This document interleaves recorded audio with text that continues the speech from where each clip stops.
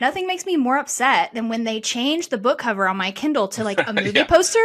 I'm like, do I need to call the Oh, cops? yes. Like, this is not okay. Books that have been adapted into movies later, that drives me crazy. I will never buy a cover, even for movies that I like, Hmm. think Harry Yes. Potter or Lord of the Rings. I'm never buying the movie version of the book. They should go to jail.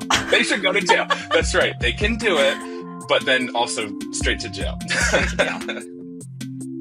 Welcome to Growing a Fruitful Brand, where we discuss how to create and grow a brand that makes the world a better place for you, your customers, and your employees. I'm Ben Luters, founder and art director of Fruitful Design and Strategy, and I'm not joined by my business partner Raj today, like I usually am, but today we're interviewing Lauren Sabini, the author of the upcoming book, Tiger in a Lifeboat. And I had the pleasure of designing the book cover with her. And so I'm so excited, Lauren, to chat with you today. Yeah, so happy to be here. So we decided as we were kind of planning this conversation to kind of maybe interview each other. Lauren has some things she wants to put together for her own social media about the process of designing a book cover. And we thought this would be a great story for us too. So Lauren, do you want to go ahead and take the first question? Yes. So I am super interested to know because I know that you are a book nerd just like I am a book nerd. So Oh no. I wanted to just like pick your brain and ask you just like very broad, why do you think that book covers matter? Oh, good question. Well, everyone says to not judge a book by its cover, but I think that's like totally bogus because first of all, everyone does. Um, and I think that you know, especially nowadays when there's so many options of book covers, you want something that really like stands out and really grabs someone's attention. You only have a split second and there's so much competition. So I think Mm, book covers probably matter more now than they ever have. It's really like, you've got a second or less than a second to really like convey the feel of what you're about to get into. And a lot of people never get past the cover of a book, because it totally. doesn't connect with them. So you know, as much as like I'm sure there's exceptions where the cover looks terrible, but if you just read the book, I think it's a great opportunity to really connect someone with the feel of the brand of the book, I guess. Totally. Yeah, I totally agree. I myself am in marketing. And I do a lot of writing for food and alcohol wine brands. I didn't And know that about you. That's super cool. yeah, yep. That's my day job. And I feel like writing for a product label is very similar to designing for a book cover.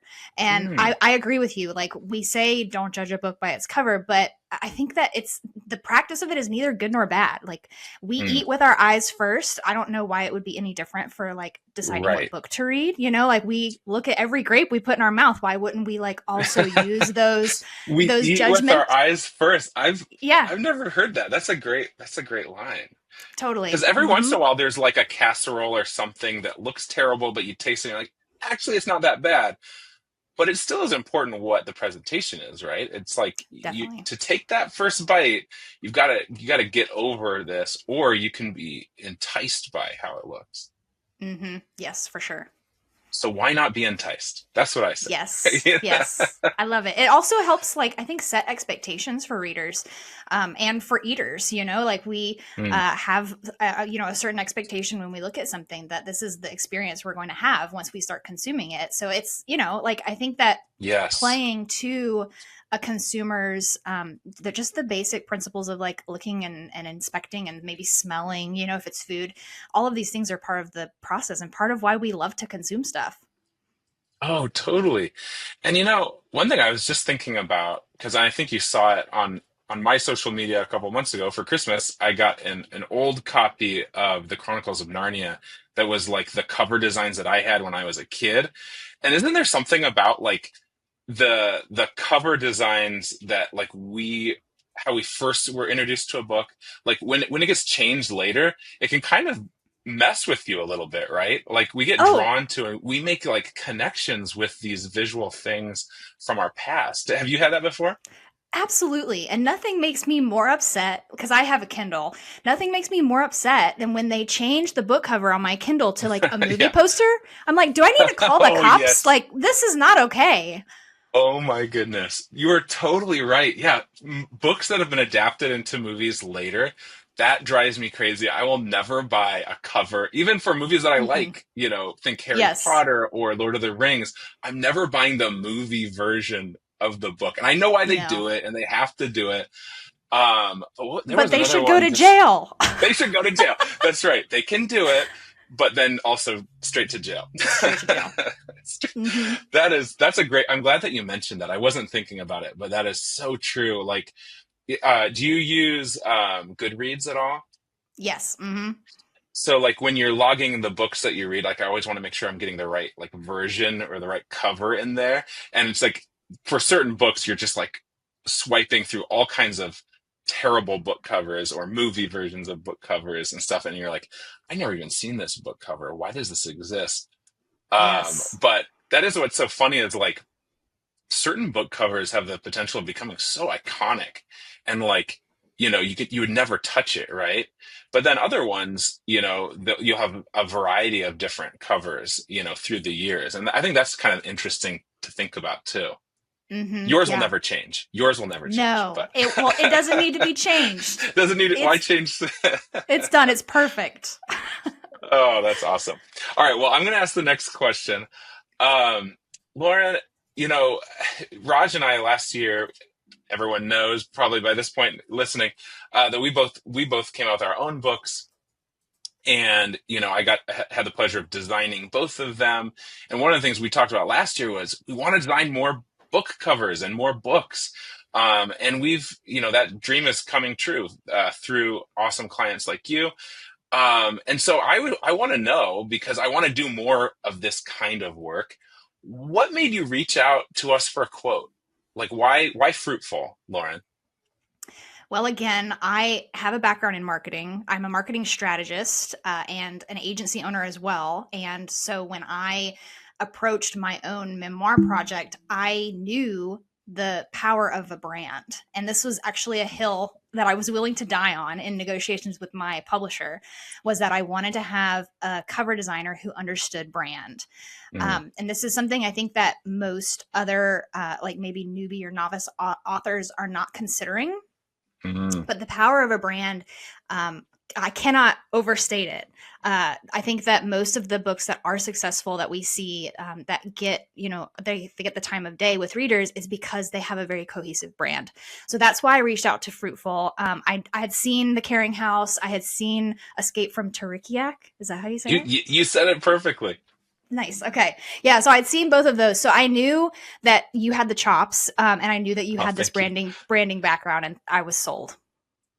That's awesome. Well, I think that's like it's so cool, especially knowing that you have a background in marketing and an eye for branding. I think that's unusual. A lot of our clients don't have that experience. So I think, knowing that you came from that world and that perspective actually makes everything mean so much more too. And all of the compliments and everything just means so much more knowing that that's the world that you come from. This is a good segue. Do you want to talk about how Fruitful approaches the book cover design process? Yeah, let's do it. Do you want me to just kind of like talk through the different steps or? Yeah, sure, whatever. And I can chime in because I know that there's you had some questions too from an author's Yeah. perspective about the process. So maybe we can collaborate.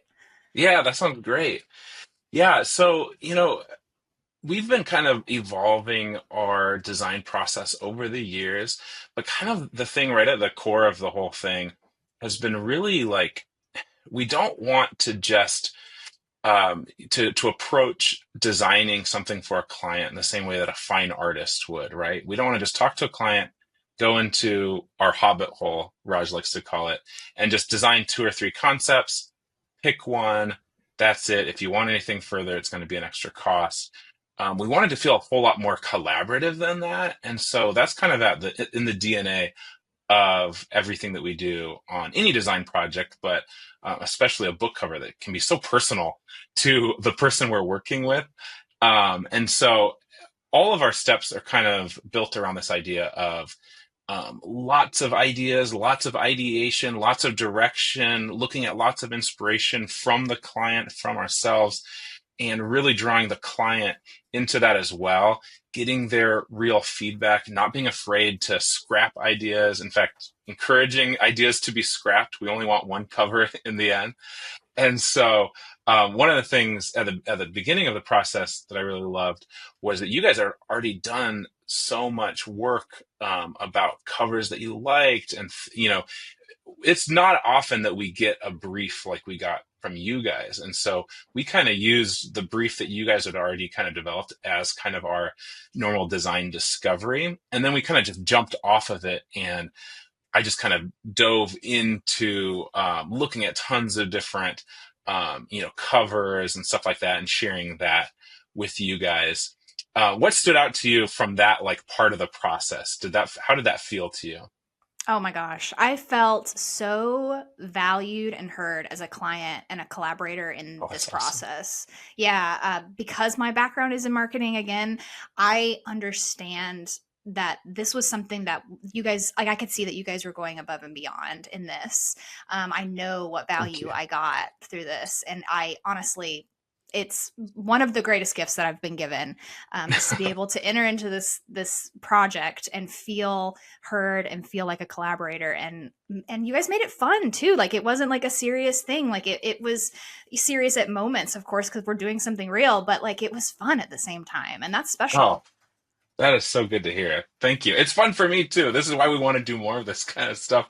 I mean, even though it is so important, like, we don't take it lightly. Like, this is like, especially the book that we were doing with you, Tiger in a Lifeboat. I mean, this is like a personal memoir kind of a thing. It's like talking about your story. And so there's a sense in which this is like so important. We don't want to mess it up. But at the same time, it's such a fun opportunity to get to know someone, to get to know how to best represent something that's so important to them. And another thing, like when we work this collaboratively, man, I just feel like the design becomes so much better. Like I really think that this process, and we're gonna in the podcast on the YouTube version, we'll be flashing images from the process and stuff in there, different steps in the process. But like, there were several designs along the way that I really liked just as covers and I thought would be cool, but like it didn't really fit the book that you had written, and Mm, as I read some of your book and heard from you, it like, even though I liked those things, I was able to easily let go of them because it just wasn't the right fit. And so that's one of the things I just love about the collaborative process is like, we often say like we're the experts in our field, but you're the expert in your field, and you're the expert in the feel of the book that you wrote and the story you want to tell. mm. And the last thing you want is a book cover that looks like a an action thriller novel or something like that, and you get into it and it's like a memoir about faith and stuff like you Yes, don't, no one likes to be like lied to. There's like kind of different languages of book covers that it's important to kind of learn. So I totally. think And that we was a big had we part of had it one of too. those. We had a really good thriller cover. Yeah, I know. Exactly. That's what I was thinking of. I was like, oh, I still like that cover, Oh, I but not still for do your book. too. Not for your book, Yes. It's like, well, maybe your next book. We'll see. Uh, Mm-hmm. For sure. the movie version of your book, personally. Yes. Yes. Well, okay. So now about the process, though. We talked a little bit about kicking it off, the mood board. One thing I want to kind of ask you about, kind of just about our approach in general, is that we show hand-drawn sketches. Mm, And I think that, like, as I look at other people's processes, a lot of people are afraid to do that for a few different reasons. Like sometimes people's hand-drawn sketches aren't really presentable. They're too thumbnaily. They're not. They don't have enough information, so it can be confusing. And then sometimes they'll have too much that it's like already like a finished piece. So like, why are we even doing this? mm-hmm. Yeah. But like we have this thing that we like to do, and especially I love to do, which is to show somewhat refined, hand drawn, black and white, pencil sketches um, in a presentable way to our clients. Pencil sketch on the left hand side accompanied with inspiration from the mood board, some of the inspiration you provided. How was that? Like, as a client, like, was that confusing to you? Did you like seeing the pencil sketches, or yeah, how did that affect the process from your Oh my vantage point? gosh. The beginning, the sketch phase was by far my favorite part of the whole cover design Oh, process. that's awesome. In the early stages, I feel like because the sketch, it naturally feels incomplete. Like it naturally feels like, this is not a finished concept, but Mm, everything is like there's no bad ideas. Every possibility is on the table. Like we're just playing together. mm. That's how it felt. So it wasn't Oh, confusing to good. me at all. Yeah. And of course, like as you progress in the process, things get a little more serious and you get a little more strategic and a little more brutal, and some Yeah. darlings have to die. That's a Yes. little less Darlings fun. have to die. Yes, which Yeah. is painful. But yeah, the beginning, like that was by far the most fun part. Oh man, and that's such good feedback because it's my favorite part too. Like, um, I think that initial phase. So for our listeners, the way that we do it is we just go crazy. Like, I just draw tons of different things inspired by things that we've been looking at together, book covers we like, from the similar genre, etc., or related ones. And I just kind of go crazy and I try to show as many different directions as we could go. And then I pare it down before I present it. Usually, I don't usually show all of them. There's some that never even make it, but I take the best ones and I present it in this way. Like I said, with the design on the left and inspiration on the right, with a little description. And it's so much fun, like, for me to think about, because it's that part of the phase. There's a part of the process where there's no bad ideas. And that's super fun. Like, literally, we tell our clients, I think we told you probably, Lauren, that, like, you know, it's okay to hate some of these. It's actually really good because, again, we can only have one cover design. So it's fun to be like, and they're just sketches. No Mm-hmm. one's feelings are getting hurt. There's no colors. There's no, it's just thumbnail sketches. Each one, individually, not very much time has been put into them.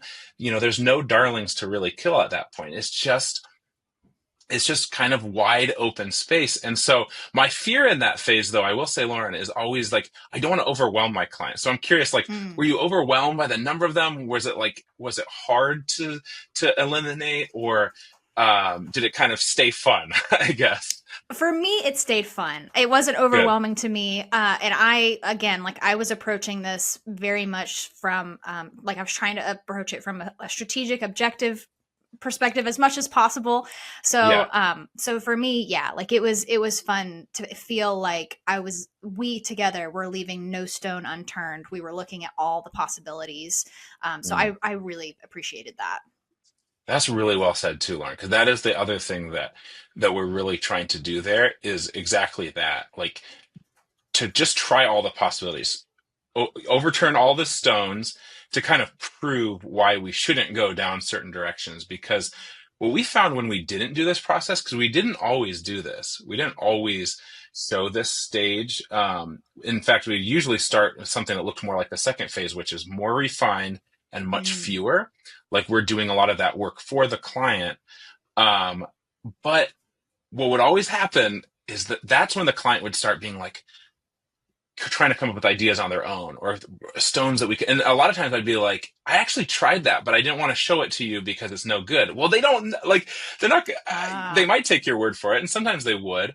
But I think I found more satisfaction from clients being like, well, he tried it. We saw it, like, he's not Mm-hmm. afraid, me not being afraid to show some of that work. Not everyone has to do it this way, but it's worked really, really well for us. And especially if you want engaged, collaborative clients like you were, um, it's a lot of fun. And I think a lot of designers, though, I will say, a lot of designers that I know wouldn't feel comfortable with that. That's not actually what they want. And I'm not saying it's good or bad, but I'm just saying this is our process, and it's like, it's a lot of fun. I think. And it sounds like I you do love too. that. Yeah, I think that you can tell too when your designer is having a good time, when your designer is genuinely enjoying the process. From a client's perspective, I think you can definitely tell. Mm. Just having been on both sides now of this of the marketing table, yeah, there's a difference when everybody's having fun for sure. Oh, that's awesome. Okay, so as we get further into the process, we do that initial sketch deck. And then, we give you some time to think it over, to look at the comps. I always send it over with a Loom video. I'm like becoming Which is famous great. for these Loom videos. Yes, no, we love Yeah. Loom. We love the Loom Oh, videos. that's awesome. This episode is brought to you by Loom. Probably should be. I use Loom so much. They're always Oh, telling me how many same. hours of meeting times that I'm saving using Loom. But I love doing them. I do them all the time for like every phase, every step in the process. I just send a little pre-recorded video to the client walking through the whole presentation so they can think about it and not feel like they're being put on the spot. Because I used to do it that way. It'd be like, I'm not going to show you the comps until we have the meeting. I'd show them Mm, the comps, and then a lot of times they didn't know what to do. They felt like they were being exposed, and they didn't have time to process. And so we nix that and give you some time. And then when you're ready, let's schedule a follow up call to go through things you liked, things you didn't, questions you might have. And I feel so much better. I have felt so much better when we do it that way because I never liked that feeling of putting a client on the spot. yeah. You might be fine with it, Lauren, because of your background in design and marketing and understanding of the importance of brand. But so many people that don't think in terms of visual things all day long, I felt bad for them that sometimes they would just stare and, it's not even that they didn't like what they saw, they just didn't know what to do. And so, Yeah. yeah, did you appreciate having some time to think things over? Or, Absolutely. Yeah, yeah. having that margin, even as someone who has experience, like you're saying, in that world, sometimes it was easier for me because you have an initial gut reaction, I think, to things, Mm, and then you have to go back and think, okay, but who are my readers, and what are their ages, and what are the yes. other books on the shelves that are going to be next to them, and like, there's all of these other things that you need to consider that maybe in the moment in a face to face or Zoom call, you might not have the ability to like pull from those. So Mm, for me, I think that your process, giving the Loom video so that we have your comments, your context, your even your like your body language, things like that, we have that. It's great. And then we can pull away a little bit, digest, and say, okay, let's connect and let's talk about what's next. no, that's really good. That's really good feedback. Like, um, you know, yeah, I feel like having that time. I didn't even think about the body language aspect or just like being able to hear all those thoughts because something that you just said that I hadn't really thought about before is that sometimes that knee-jerk reaction isn't right on Yeah. certain things. Like that's Hmm. interesting because I think one of the reasons why we did the other way is because I wanted to see that knee-jerk reaction.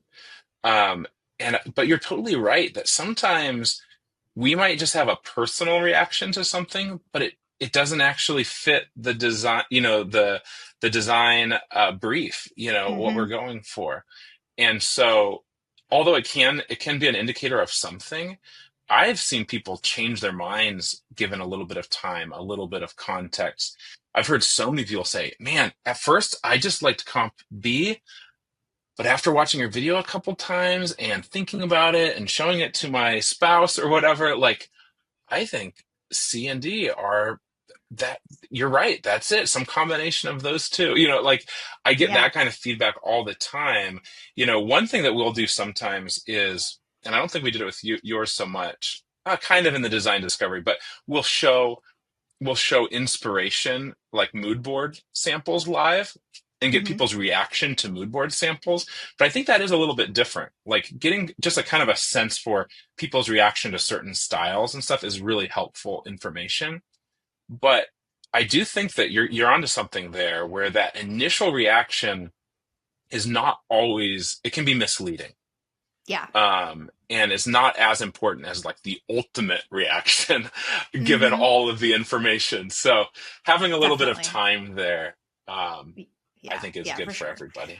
That gut is just one voice at the table. Like it's definitely value Mm. it and listen to it. That first knee jerk reaction, but it's not the only voice I think that we should be listening to. Yeah, that's really good. I had a call yesterday going over that initial sketch deck, and it was a lot of fun. But the client did something that wasn't used to. It happens every once in a while. But they were like, because I want to know, what did you like? What did you not like? Let's talk about this. And they were like, neither of them are creative, and they were like, you're an expert. What do you like? What do you think we Mm. should do? You know us. And kind of they turned it on me, and it was kind of cool. And so I kind of shared with them kind of what I was thinking based on what I knew, and they loved it. They ate it up. They were like, you know what, you've made some really good points. Then they had some thoughts of their own that they added, but like it's interesting how some people just need that encouragement and stuff, and there's a crazy amount of trust that kind of gets built during these processes as well. Every one of you who likes or subscribes to our podcast makes my kids feel like we're famous. And to be honest, that's all I'm really doing this for. Doesn't that feel so good as a creative too, for someone to say, "You're the expert. What do you think? What do you Yeah. like?" I just let me flex my muscles. I love it. Yeah, it's kind of fun. It's crazy too, though. I mean, like, it doesn't happen all the time, but we do have some great clients, and like, it's so clear. Like, I could tell with you and with David as well, at Lake Drive Books, your publisher. Like, I just felt so much like appreciation of the process all the way through, Oh, and good. when people are excited about a process, it's crazy how well things can go. If they Mm, kind of believe in just how to do the work, you hmm. kind of feel like you're going to get there.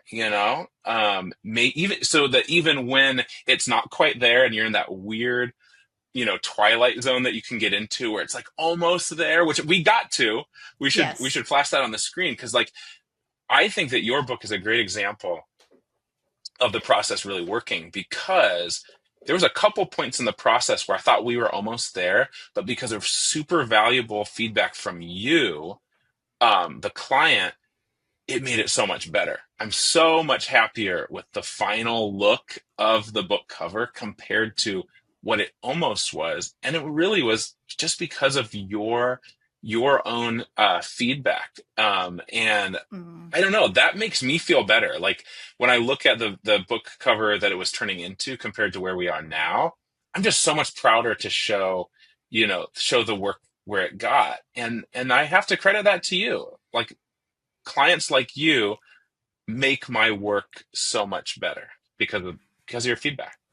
Oh, thank you. Well, it was great to feel like but there was space for that, you know? You guys made it feel Mm, like I had space to come and speak out or say something or, tweak the steering wheel a little bit. Like not every creative gives space for clients to do that. And I understand that mm, some are very precious about their work because it right. matters to them and that's fine. But you guys, I never felt like I was gonna, like step on toes or anything. So that's Mm. that's that's on you guys too for creating an atmosphere where feedback was welcome. Oh, thank you. I mean, well said. I think that is true. And I think there was times in my career, maybe when I was younger, earlier into it, like I was so afraid of my work being corrected or critiqued. And you get to a point though, I think like after you've had a few really good experiences of like how a project could be or how someone could make a project better, yeah, you start getting a lot more open-handed about it. And I think that's again Mm, kind of goes into why we show sketches up front. That's why we keep it as loose as possible so that it's almost like you start the project with permission to to throw things out, to change things up like that and so yeah, that's it's kind of a dance there. It's like you have to both kind of be in this process for it to work. But yeah, I'm really happy with how it went. So we do like back to the process. We do that first sketch deck, which is super fun, and then we start refining it more. And we do about two more uh, deck designs where we have these comps getting more and more, becoming more and more finalized. Colors start coming in, textures, maybe fonts start coming in, and then after that, you're pretty much there. Then it's just a matter of, those last minute details, things like overall style, the colors. With yours, it was some of that pattern in the background. What was the pattern going to be? There was some talk about, which position should the hand be holding the tiger's tail, Mm-hmm. that kind of stuff. And then the overall style, that was the real breakthrough that I was referring to was, the one that I had was just a little bit too childish. It was a little bit too simple. And that's similar to certain books on our mood board. But I have to say, like, it looked more childish. It looked like it was maybe a better children's book cover than like a serious memoir. And it's not that I can't draw tigers' tails or hands like with more detail. It was just like that was the style I was going down. And you, I think, had just the wisdom to kind of see like, hey, it's not quite the feel we want to go for. And it changed like that, like Mm-hmm. got Yeah, everything. we were very much aligned on that, like going through the process. And then there was a point where it was like seeing it as it progressed and it was getting closer to being, fully baked. And then there Mhm. was just, yeah, but yeah. And you tweaked and adjusted that perfectly. Oh, thank you. Yeah, and so then the final design, I mean, really, really fun. And another thing to think about too, this might be something just fun for anyone out there who is maybe writing their first book or wanting to write their first book, thinking about what are things I need to be considering.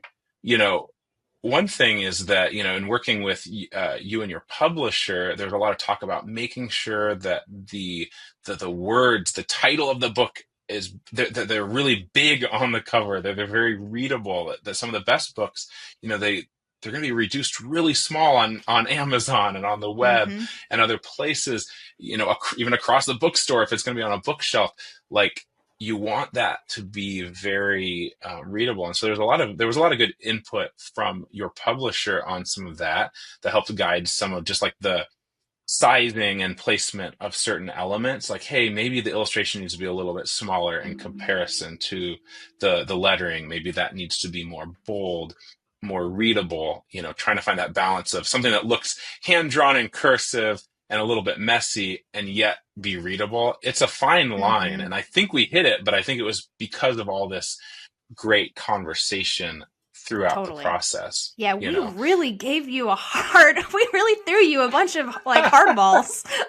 They didn't feel like hardballs though. I think, Oh, good. yeah, no, they really didn't. I think it because of that, like, each of you kind of coming from your place of expertise and just kind of recognizing that. And yeah, there were some challenges along the way, but I don't ever remember feeling like frustrated on this project. It was always kind of the fun one that I was Oh, working good. on. And it Good. felt like breakthroughs at every point, of like, in fact, it was what it felt like. I felt like at the end of every like review session, after every round of sketches and comps, it always felt like, oh man, this is really great. And then by the next one, it's like, oh, it's even better. And like every time I got feedback, it was better. I never felt like it took, a wrong turn or was going down a wrong way. It felt like better on top of better. And so, yeah, it's been a very, very satisfying project. Very, very satisfying from the designer's perspective. Well, from my perspective too. And I actually, my next question I was going to ask you, was there Yeah, go anything for it. that was like that was tricky or an obstacle or something in this particular project? Yeah, that's a good question. Um, I mean, I think some of the stuff that I was just starting to hint at of just like there's a lot of like fine lines to kind of walk. Mhm. And as an illustrative designer, I like that. Some illustrators have a very set style that they do, and when you come to that person, you're going to get that style. A lot of illustrator agents and stuff, they recommend doing that. Like, have this kind of a look, and then you're going to get known for that look. There's nothing wrong with that. That's kind of the way to go. That's not how I am really. I have a lot of different styles. I think more like a problem solver graphic designer, and I'm so collaborative in what I do that I like finding doing new styles that I've never done before. I'm doing one actually today Mm. on a magazine cover. um, Oh, fun. trying to fit like, um, trying to like follow all these different directions and trying to find that the right solution to the problem. I think of it that way. And so I thought that yours just had a lot of like, hey, we want it to be messy, but we want it to be readable. We want it to feel, kind of like loose, but we also want it to feel kind of serious. And, there's just like a lot of those this but that, which does, I mean, that does sound like bad art direction or like hard balls or whatever you said. But not really though. I mean, I think because there's so many great books out there to look at and to gain inspiration from, and we spent a lot of time kind of looking at a lot of these at the beginning and looking at a lot of cool stuff that you shared too. We had a lot of design language to kind of pull from. This motif of the grabbing a tiger by the tail was something that you had shared in, it was like a cross stitch thing Yeah. or something like that, like this. That just something you found on the web, or? No, that was actually a gift given to me by Oh wow. yeah, she embroiders, I think her handle is Adventure Embroidery. And Ooh, yes, plug that. my sister commissioned it when I first started writing, and it was kind of sharing the project with my sister. So it's an actual thing. I have it on my desk. That is so cool. It's such an evocative image, like this Yes. hand grabbing a tail, the tiger's tail. So that's why I threw it in the mix. And yeah, it ended up, I love that it ended up being a finalist for the cover. Yeah, oh, for sure. And yeah, I think you did share that. Sorry, I kind of had forgotten the origin story, but like that makes it mean even more to me. But like, that was your idea, that was something that you brought to the table from the very beginning. And I think that's another thing that I love about this collaborative process is that it doesn't matter where the good ideas come from. If it's a Mm, good idea, it's a good idea. Like yeah. trying to be super, we say like we want to be super agnostic when it comes to where ideas come from. Like it doesn't matter where it originated from. If it's a good idea, it's a good idea. And so, you know, obviously with my book, my kids, when they were little kids and a lot of their ideas were quote unquote bad, they came up with all kinds of great ideas for my book. I love And that. it's like a collaborative thing. It was a collaborative thing with them. Like sometimes, it's just crazy. Like a little kid can just say the darndest thing and we can just write it off. But then it's like, well, wait a second. That could be a thing, that could be a Hmm. really, what if we take that even further, instead of just shutting things down. And so I think it's similar with this. Like, that was one of the ideas that you shared, and you had a little story with it, and that's great. And you sent the picture, and I liked it.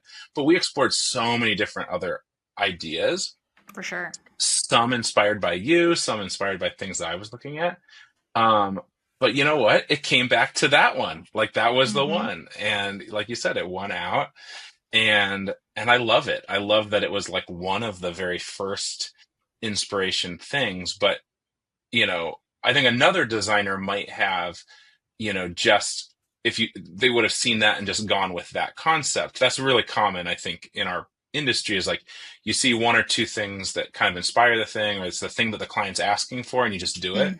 But I think this Hmm. idea of like, hey, it's a good idea. Let's see if it's a good idea by Right. by showing tons of other ideas next to it and see if it's still a good idea. Well, it Yeah, I was. think So, that's a good word too for people who are maybe like approaching their own cover design process. That there's like that also inclination to be very protective and very precious about your own ideas. But yes. I feel like that's so limiting it to enter into a design process like that with just like a grip on what you think needs to happen. I feel like you just Right. strangle your designer if you enter into the process that way. It's no good.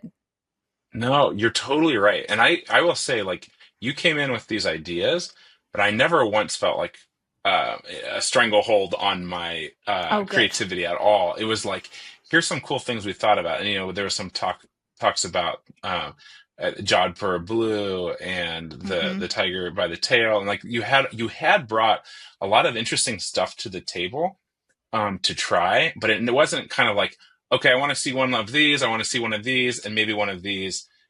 Show me what you got. I didn't feel like that at all. It was like, here's some ideas we have as a starting point. You go crazy. We trust you. You're the designer. That's a great place to be. And Oh, if anyone listening, is working with a designer now and wanting to know how to communicate with them, or is considering hiring a designer for the first time, I think that's what designers want deep down.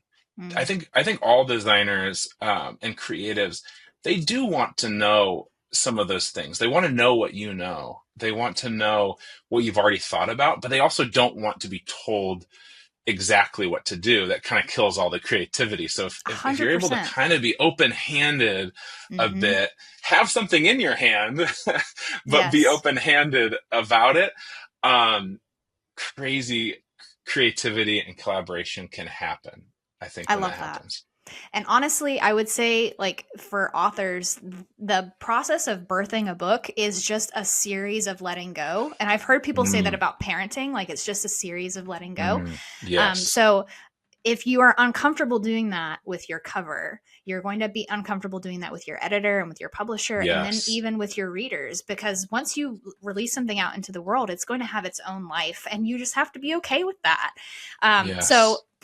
Well said. practice with your cover designer. Hold it lightly, and you will be surprised, I think. Oh, that's awesome. Yeah, I was going to ask you if you had any advice for those first time authors, but I think that's a really good one, Lauren. Yeah. Like, you know, it is really a series of letting go. So, I just released my book last year too. And yeah, you're right. I hadn't thought about it. I did the cover and I did the interior design, but that was my first time working with, a copywriter or with a copy editor before. And yeah, it's interesting. It's like really vulnerable. You're like, Mm-hmm. this is your thing, and then here they come in with some ideas, and like your instant inclination can be sometimes like, no, this is mine, it's precious, this isn't your memoir. But like, Mm-hmm. if you're able to just listen, and respect the other person for the expertise that they have, you might be surprised with what they say. Like, I know that there was more than a handful of things that my editor told me that made my book so much better, I think.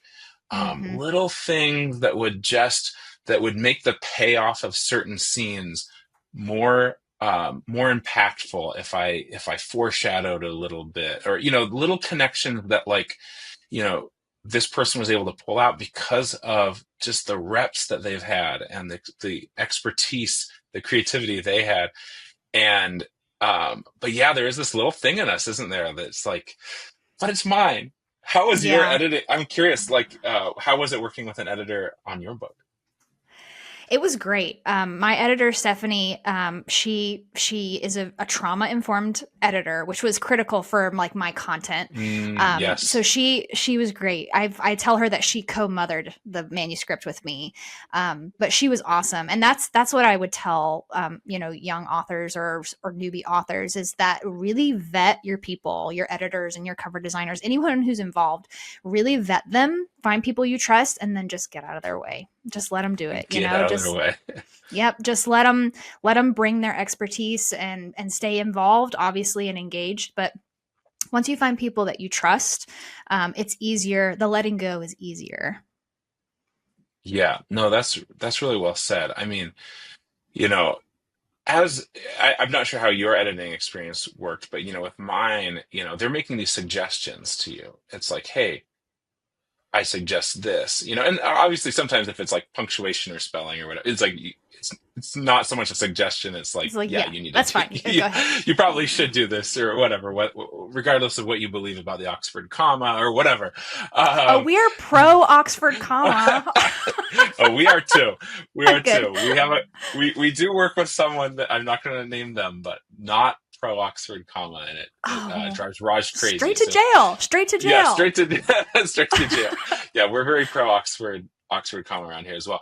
But like, those kinds of edits is like, yeah, these are edits that that are going to be made, but some of those like story ones or how to, things that are maybe a little bit more subjective, you got to take it with a grain of salt, and maybe you're not going to do every Hmm. single one of them. And, but like you just strike me, Lauren, from my experience working with you as a designer, you just strike me as someone who's going to listen, that's going to carefully consider, um, you know, and be able to like recognize good ideas from less good ideas. And so, Hmm. yeah, I imagine your editing process probably went really well.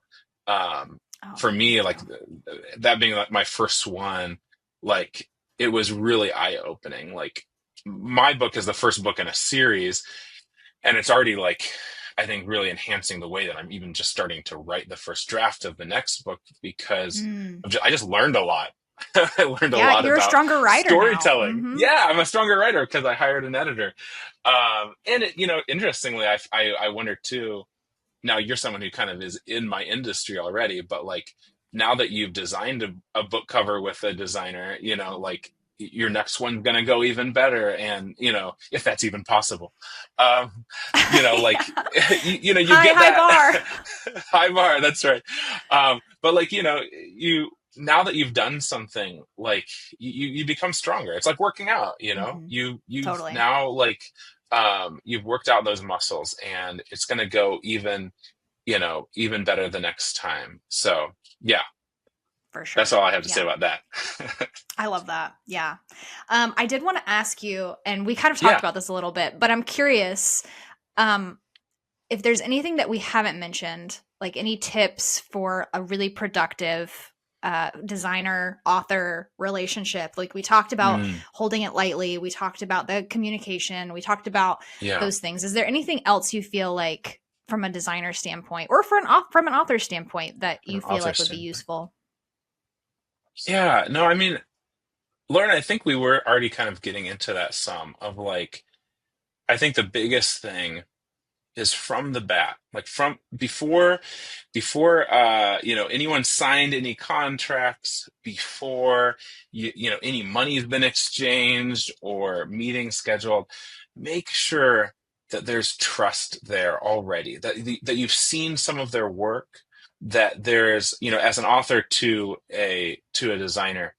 I think just having a healthy working knowledge and respect for the field that they're in, even without understanding their full process or anything, but just like look at some of their work and be like, hey, is this the kind of thing that I want for myself? I think really kind of going in with like a lot of trust that like this is going to go well, and that they are going to try their best, and then just being collaborative along the way. I know not everyone has as collaborative of an experience as we do, perhaps, but I think still going into any kind of relationship where it's like you're having to work with someone in a different discipline as yourself, especially a creative discipline, going in thinking as collaboratively as possible isn't always the best option. I mean, even in a marriage or whatever, like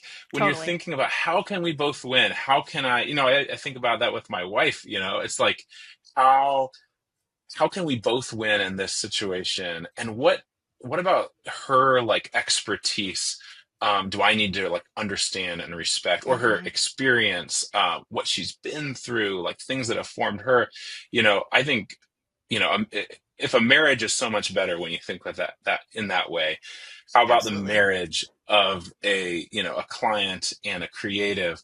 I think that it's very similar. I think just going in with that idea of like, hey, I'm the expert in my field, um, and they are the expert in theirs. And I focus on the second part of that statement, but I do think there you need to have a little bit of self-awareness.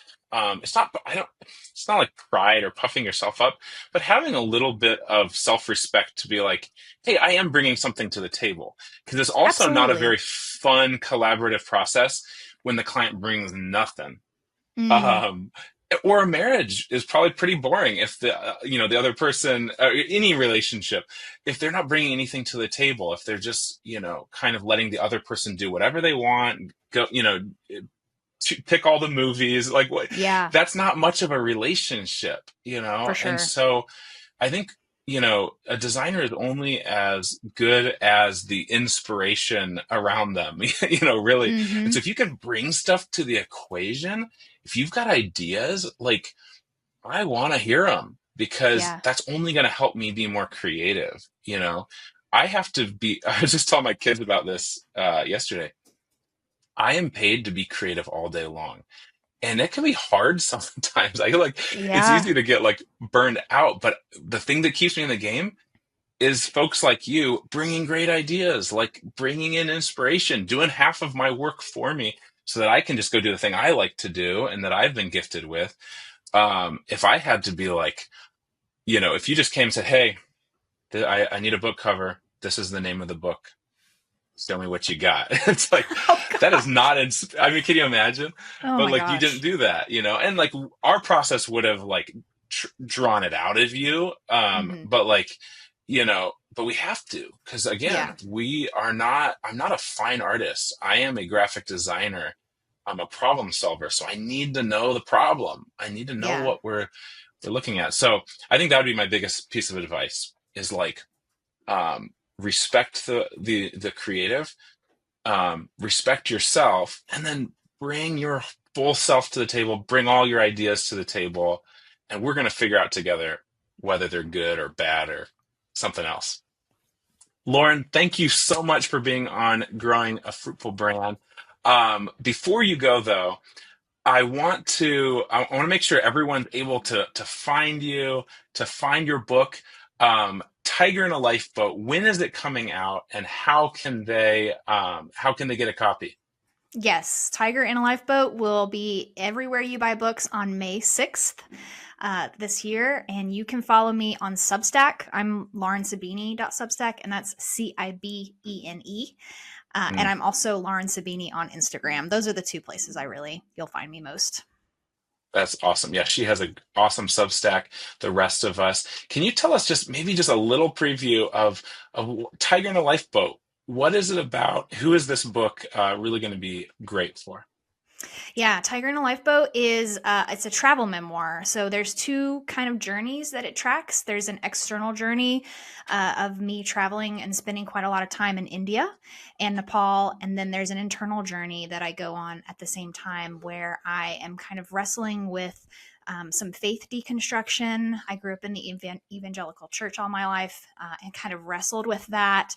I was also recovering from a traumatic event that had happened in my life. The girl was a mess.